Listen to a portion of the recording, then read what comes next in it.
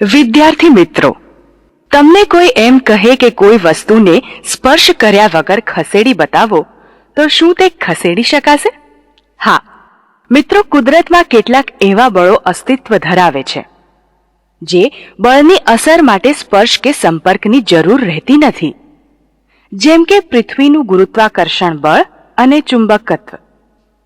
કોરા વાળમાં ઝડપથી કાંસકો ફેરવતા તેમાં ચુંબકત્વ ઉત્પન્ન થાય છે અને તે કાગળના નાના ટુકડાઓને આકર્ષે છે. સિન્થેટિક કાપડ શરીરે ઘસાતા રૂંવાટા ઊભા થઈ જાય છે, તે પણ ચુંબકત્વ છે. ઝાડ પરથી ફળ નીચે પડે છે, તે પૃથ્વીનું ગુરુત્વાકર્ષણ બળ છે. મિત્રો, થોડુંક ચુંબકના ઇતિહાસ વિશે જાણીએ. મિત્રો, ઈસવીસન પૂર્વે લગભગ 600 થી 800 વર્ષ પહેલા ચુંબકત્વ ધરાવતી ખનિજ સૌપ્રથમ મેગ્નેશિયા નામના પ્રદેશમાંથી મળી આવી હતી. આથી તે પ્રદેશના નામ પરથી તે ખનિજને મેગ્નેટાઇટ નામ અપાયું હતું. આ ખનિજ ચુંબકત્વ ધરાવતી હતી, એટલે કે લોખંડને પોતાની તરફ આકર્ષતી હતી. મેગ્નેટાઇટ ખનિજ પાતળી પટ્ટીને મુક્ત ભ્રમણ કરી શકે તેમ લટકાવતા તે હંમેશા ચોક્કસ દિશામાં જ સ્થિર હતી. આથી ચીનાઓએ અને ગ્રીક લોકો તેને દિશા શોધવા ઉપયોગ કરવા લાગ્યા અને તેમણે તેને લીડિંગ સ્ટોન અથવા તો લોડ સ્ટોન એટલે કે દિશા સૂચક પથ્થર નામ આપ્યું. આ પથ્થરના ચોક્કસ દિશામાં સ્થિર થવાના અને લોખંડને આકર્ષવાના ગુણધર્મને ચુંબકત્વ કહે છે અને તે પદાર્થ ચુંબક કે મેગ્નેટ તરીકે ઓળખાય છે. મિત્રો, ચુંબકના 4 પ્રકાર છે. ગજીયો ચુંબક લંબ ઘન પટ્ટી જેવો આકાર ધરાવે છે. નળાકાર ચુંબક જે પેન્સિલ જેવો આકાર ધરાવે છે. નાળ ચુંબક જે ઘોડાની નાળ જેવો આકાર ધરાવે છે. સોયાકાર ચુંબક જે બંને છેડે અણીવાળો સોય જેવો આકાર ધરાવે છે.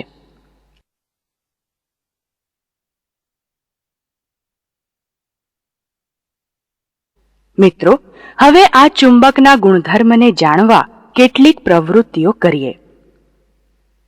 સૌ પ્રથમ ચુંબકના ધ્રુવો નક્કી કરીશું.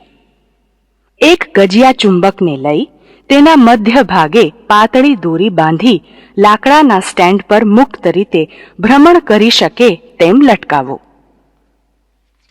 થોડા સમય પછી અવલોકન કરતા જણાશે કે ચુંબક ઉત્તર દક્ષિણ દિશામાં જ સ્થિર થાય છે. જે છેડો ઉત્તર તરફ સ્થિર થાય છે તે છેડા પર N અને જે છેડો દક્ષિણ તરફ સ્થિર થાય છે તે છેડા પર S લખો. હવે ફરી ચુંબકના છેડાઓને ફેરવીને છોડી દો. ફરી થોડા સમય પછી અવલોકન કરતા જણાશે કે N છેડો ઉત્તર તરફ અને S છેડો દક્ષિણ તરફ સ્થિર થાય છે. ચુંબકના સજાતીય અને વિજાતીય ધ્રુવોની અસર તપાસીએ. 2 ગજિયા ચુંબક લઈ એક ગજિયા ચુંબકને લાકડાના સ્ટેન્ડ પર ગોઠવો. સ્ટેન્ડ પરનો ગજિયો ચુંબક ઉત્તર દક્ષિણ દિશામાં સ્થિર થાય ત્યારે બીજો ચુંબક લઈ તેને લટકાવેલા ગજિયા ચુંબકના બંને ધ્રુવો પાસે વારાફરતી લઈ જાઓ. અવલોકન કરતા જણાશે કે બંને ચુંબકનો ઉત્તર ઉત્તર ધ્રુવ નજીક આવતા અપાકર્ષણ થાય છે, જ્યારે લટકાવેલા ગજિયા ચુંબકના ઉત્તર ધ્રુવ પાસે હાથમાંના ચુંબકનું દક્ષિણ ધ્રુવ લાવતા આકર્ષણ થાય છે. આમ સજાતીય ધ્રુવો વચ્ચે અપાકર્ષણ થાય છે, જ્યારે વિજાતીય ધ્રુવો વચ્ચે આકર્ષણ થાય છે. ચુંબકનું ચુંબકીય ક્ષેત્ર નક્કી કરીએ. એક પૂઠા પર ગજિયો ચુંબક મૂકી તેની આસપાસ લોખંડનો ભૂકો ભભરાવો. હવે પૂઠાને આંગળી વડે ટકોર મારતા લોખંડનો ભૂકો ચુંબકની આસપાસ ચોક્કસ રીતે ગોઠવાય છે. ચુંબકના બંને ધ્રુવો પાસે ભૂકાની ગોઠવણ ગાઢ છે, એટલે ધ્રુવો પાસે સૌથી વધુ ચુંબકત્વની અસર હોય છે, જ્યારે બીજી બાજુ ઓછી ગાઢ છે. અહીં કહી શકાય છે, જ્યાં સુધી લોખંડની ભૂકાની ગોઠવણી થઈ છે ત્યાં સુધી ચુંબક આકર્ષી શકે છે, એટલે કે તે વિસ્તાર એ ચુંબકનું ચુંબકીય ક્ષેત્ર છે. ચુંબકીય ક્ષેત્રનું નિરૂપણ રેખાઓ દ્વારા કરવામાં આવે છે. ચુંબકની નજીક રેખાઓ ગીચોગીચ હોય છે, જ્યારે દૂર જતા ગીચતા ઓછી થાય છે. મિત્રો, ચુંબકના બંને ધ્રુવો કોઈ પણ સંજોગોમાં સ્વતંત્ર અસ્તિત્વ ધરાવતા નથી.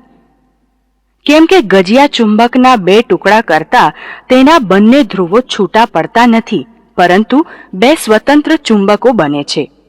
આમ જ ટુકડા કરતા રહેતા પણ તે દરેક ટુકડા સ્વતંત્ર ચુંબક બને રાખે છે.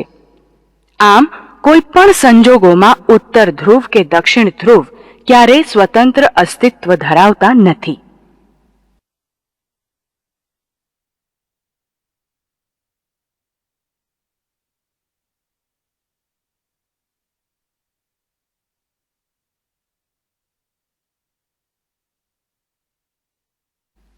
મિત્રો, હવે ભૂચુંબકત્વ એટલે જીઓમેગ્નેટિઝમની સમજ મેળવીએ.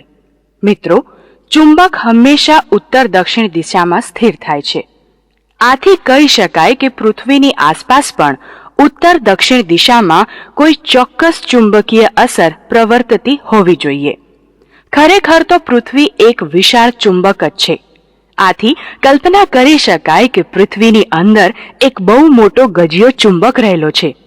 આ કાલ્પનિક ગજિયા ચુંબકનું ચુંબકીય દક્ષિણ ધ્રુવ ભૌગોલિક ઉત્તર ધ્રુવ તરફ અને ઉત્તર ધ્રુવ ભૌગોલિક દક્ષિણ ધ્રુવ તરફ છે. આમ ચુંબકીય અસરને પરિણામે જ ગજિયા ચુંબકના ધ્રુવો ઉત્તર અને દક્ષિણ દિશામાં સ્થિર થાય છે. મિત્રો, પૃથ્વીના ગર્ભ વિસ્તાર ફરતો પ્રવાહી દ્રવ્યનો વિસ્તાર છે. આ વિસ્તારમાં પૃથ્વીના ભ્રમણને લીધે પ્રવાહો સર્જાતા ચુંબકત્વ પેદા થાય છે. મિત્રો, હવે ચુંબકીય સોય અને હોકાયંત્ર વિશે સમજીએ. ચુંબકીય દ્રવ્યમાંથી બનાવેલી એકદમ પાતળી લાંબી અને બંને છેડેથી અણીદાર સોય જેવી રચનાને ચુંબકીય સોય કહે છે. આ ચુંબકીય સોય પણ ગજિયા ચુંબકની જેમ ઉત્તર દક્ષિણ દિશામાં સ્થિર થાય છે. આથી તેનો ઉપયોગ દિશા સૂચક કંપાસ તરીકે હોકાયંત્રમાં થાય છે. હોકાયંત્રમાં વર્તુળાકાર પેટીમાં મધ્યમાં ઊભી ધરી પર આ ચુંબકીય સોયને કિલિત કરવામાં આવે છે. વર્તુળાકાર પેટીના ડાયલ પર જુદી જુદી દિશાઓ અંકિત કરવામાં આવે છે. વર્તુળાકાર પેટી ઉપર નીચે કાચ અને અરીસાને ગોઠવીને બંધ ડબ્બી જેવી બનાવવામાં આવે છે. તેમાં સોયનો ઉત્તર ધ્રુવ હોકાયંત્રના નોર્થ એન એટલે કે ઉત્તર તરફ હોય છે. આમ હોકાયંત્રની મદદથી બધી દિશાઓ જાણી શકાય છે. મિત્રો, હવે ચુંબકમાં શું હોય છે તે જાણીએ. મિત્રો, ચુંબકના ટુકડા કરતા દરેક ટુકડો સ્વતંત્ર ચુંબક તરીકે વર્તે છે. આમ ચુંબક એ અતિ નાના ચુંબકોનો બનેલો છે. શક્તિશાળી સૂક્ષ્મદર્શક યંત્રમાં ગજિયા ચુંબકનું અવલોકન કરતા ખ્યાલ આવે છે કે ચુંબક ચુંબકીય ડોમેન જેવા અસંખ્ય સૂક્ષ્મ વિભાગોનો બનેલો છે, જે દરેક સ્વતંત્ર ચુંબક તરીકે વર્તે છે. મિત્રો, લોખંડના ટુકડામાં આ ડોમેન અસ્તવ્યસ્ત દિશામાં ગોઠવાયેલા હોય છે, જેથી તે ચુંબક તરીકે વર્તી શકતો નથી.